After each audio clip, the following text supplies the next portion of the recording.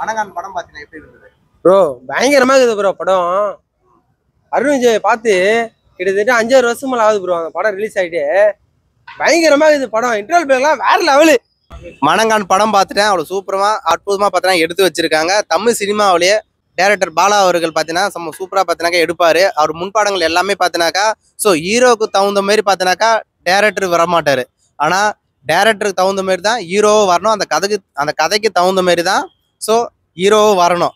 அப்படிதான் பார்த்தீங்கன்னாக்கா மணங்கான் படம் செம்ம சூப்பராக அற்புதமாக எடுத்து வச்சிருக்காங்க. எனக்கு பாடல் வரிகளாக இருக்கட்டும், மியூசிக்காக இருக்கட்டும், அந்த ஃபைட் சீனாக இருக்கட்டும், எல்லாமே நம்மளுக்கு சூப்பரமாக எடுத்து வச்சிருக்காங்க. மியூசிக் பாடல் வரிகள்லாம் எப்படி இருக்கு ப்ரோ? மியூசிக் டைரக்டர்லாம் வேற லெவலு ப்ரோ. அச்சி பட்டையை கிளப்பிடாது ப்ரோ மியூசிக் டைரக்டர்லாம். எனக்கு பிடிச்ச சீன் என்ன பார்த்தீங்கன்னாக்கா, அருண் விஜய் தூக்கின்னு போய் போல் ட்ரெஸ்ல பார்த்தீங்கன்னா வச்சிருவாங்க. ஏன் அரெஸ்ட் பண்றாங்க, எதுக்கு அரெஸ்ட் பண்றாங்க நான் சொன்னேனாக்கா கதை ரொம்ப லென்த்தாக இருக்கும். என்னாலையும் பார்த்தீங்கன்னா சொல்ல முடியாது. நான் ஸ்டார்ட்டாக சொல்றேன்.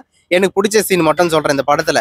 ஸோ அருண் விஜய் தூக்கின்னு போய் போல் ட்ரெஸ்ல போட்டுருவாங்க. அருண் விஜய் தூக்கின்னு போய் போட்ட உடனே நிறைய பேர் கேள்வி கேட்பாங்க, ஏன் இது திரும்ப போட்டிருக்கீங்க? ஏன்னா இவன் தான் வாயை திறக்க மாட்டான், அடிச்சா கூட கேள்வி கேட்க மாட்டான், இவனை கேள்வி கேட்க கூட ஆள் யாரும் வரமாட்டாங்க அப்படின்னு சொல்லுவாங்க.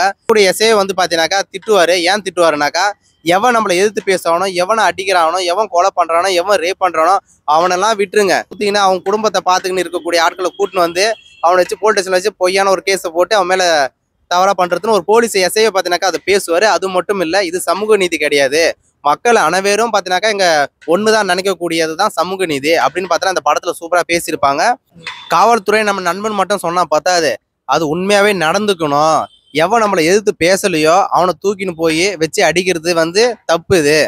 இதை அவர் விட்டுருங்கன்னு பார்த்தீங்கன்னா விட்டுருவாங்க. விட்டுட்டு மறுபடியும் அந்த போலீஸ் என்ன பண்ணுவாங்கன்னா அருண் விஜயை தொடர்ந்து பார்த்தீங்கன்னா டார்ச்சர் பண்ணிட்டு இருப்பாங்க.